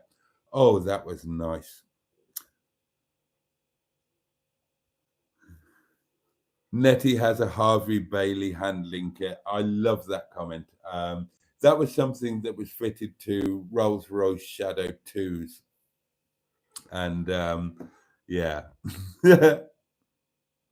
I live dangerously close to Boaty, says Diane. Have to be on my guard all the time. Well, successfully. I mean, you haven't come round for coffee once.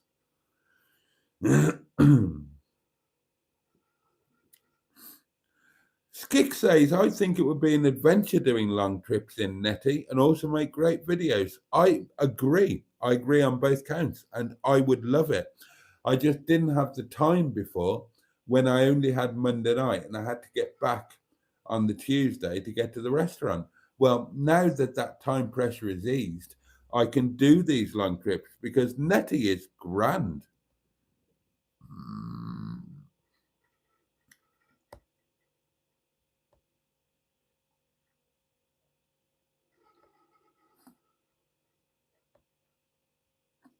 Oh, ow. Oh, oh, sorry. Hiccups. Oh dear. Apparently Emma and Diane are going to tag. Oh, shit.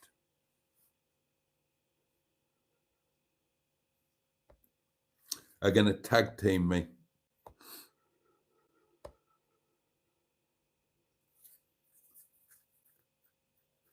Right, there we are, darlings. There we are. I've caught up with the comments, and by a happy coincidence, it has just turned midnight. So I'm going to sod off. I'm going to sod off.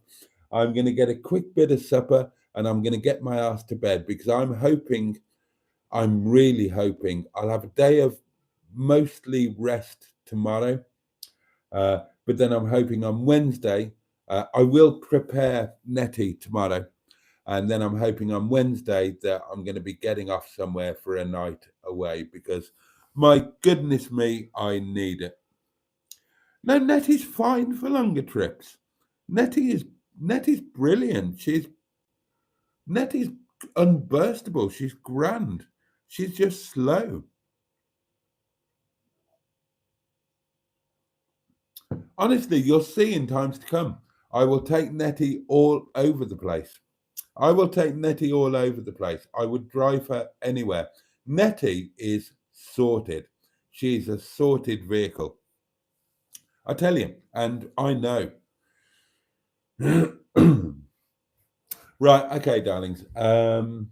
Okay, that's it. Exciting times ahead. But right, let's talk about in the short term.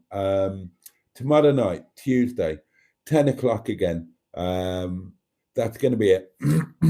2-hour live streams going forward. So yeah, 10 o'clock, an earlier one again tomorrow, a longer one again tomorrow, if you're all okay with that. If I'm knackered and if I don't sleep very well, I might leave a little bit earlier, but we will start at 10 o'clock. And yeah, and I'll catch you up on anything that develops between now and then, and we will make our plans for the next for the rest of the week and next week and indeed the week after. Thank you all so much for your company. I really, really appreciate it. Thank you for all the voice notes. Thank you all for being there, for being wonderful, for just generally giving a shit. And let me wish you all a safe and peaceful night. And let me wish you all a good day tomorrow. May it bring you joy, may it bring you pleasure, may it at the very least, I pray, be manageable for you. The candle will be relit tomorrow night, 10 o'clock. Actually, I'll just let it go out. I'll have some atmosphere while I have dinner. I'll rephrase that. A candle will be relit tomorrow night, 10 o'clock. Join me then if you can. I would love to see you. Thank you again. Catch you next time. And in the meantime, all the love in the world from me. And on that note, pachoo! And indeed,